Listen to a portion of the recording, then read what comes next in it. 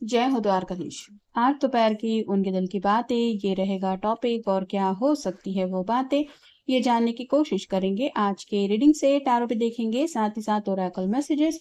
शुरुआत करेंगे card shuffle करके। जनरल कलेक्टिव रीडिंग है, इसलिए हो सकता है कुछ बातें आपके साथ रेजोनेट करे या नहीं, it depends.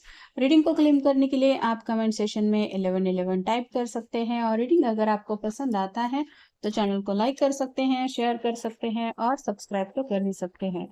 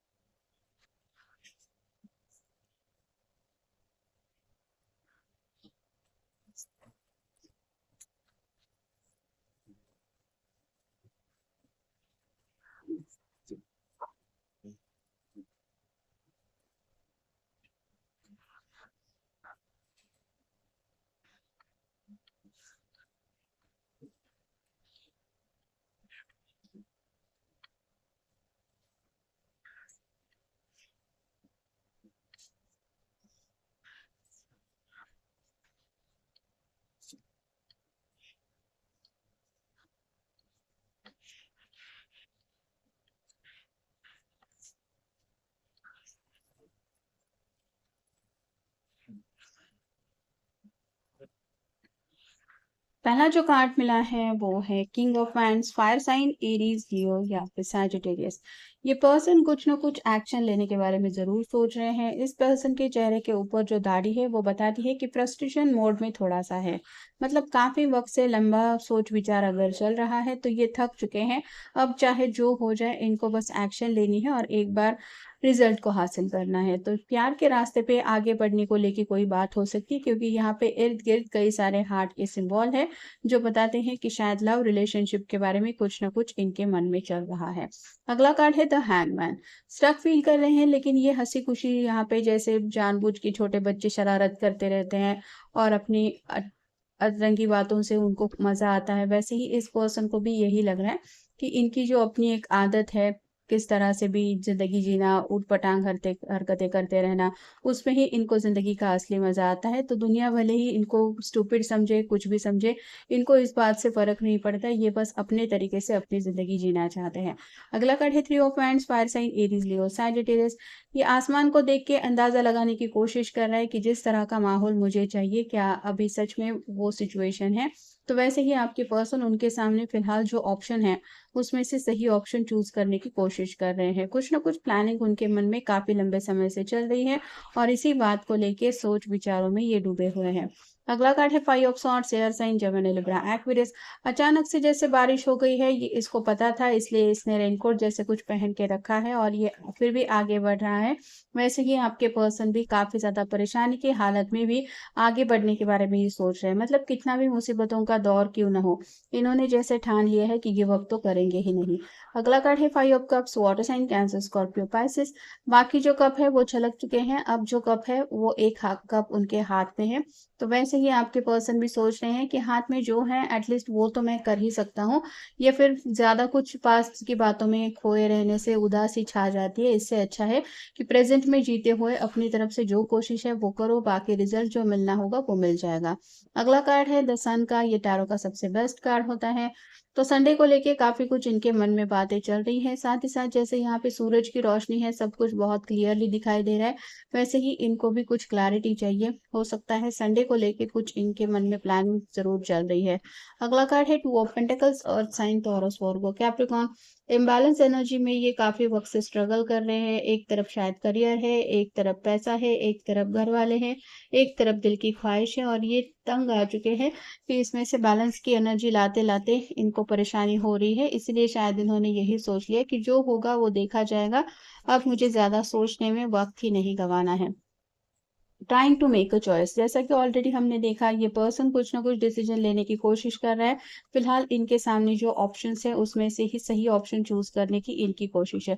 Take a step, पहले कार्ड में भी वही हमने देखा, काफी लंबे समय से सोच विचार कर करके थक चुके हैं, अब रिजल्ट लाने के लिए बस कदम उठाने की जरूरत है, जो होगा वो देखा जाएगा। Turn off the phone for some time, परेशान होके जब इंसान थक जाता है तो उसको किसी से बात करने का भी मन नहीं होता, और इस पर्सन की भी शायद वैसी हालत हो रही है, इसलिए इनका मन कर रहा है कि फ़ोन स्विच ऑफ करके थोड़ी देर सब बातों से ही अपने आप को डिस्ट्रैक्ट कर ले, ताकि इनके मन में कोई ख़्याल ही ना आए। जस्ट डू इट, जो होना है वो हो ही जाएगा। इसके लिए ये अपनी तरफ से अपने आप को प्रिपेयर कर रहे हैं, क्योंकि पॉजिटिव माइंड के साथ आगे बढ़ना तो चाहते हैं, लेकिन रिज़ल्ट के लिए ये सिर्फ़ एफ़र्ट डाल सकते हैं। बाकी रिज़ल्ट कौन-सा मिलना है, ये उनके बस की बात नहीं है, इसलिए ये सोच रहे हैं कि जो कदम उठाना है वो आखिर उठा लेते हैं, बाकी जो होगा वो देखा जाएगा। Don't allow anyone to make a choice, अब ये किसी और के सलाह मशवरे को बिल्कुल भी मानने के लिए तैयार नहीं है। दूसरे लोगों से बात करके शायद इनको थोड़ी सी तसल्ली मिल रही थी, लेकिन कंफ्यूजन की एनर्जी बढ़ने की वजह से इनके और भी ज़्यादा प्रॉब्लम्स बढ़ रहे थे, इसलिए अब ये ज़िंदगी का आपने जो फैसला है वो खुद ही लेना चाहते हैं। इनर विजडम का कार्ड बताता है कि बस दिल का सुकून चाहिए, चैन चाहिए, और ये बाहर तो कहीं मिलता नहीं, आपको खुद ही एफर्ट्स डाल के अपने आप को शांत करना होता है।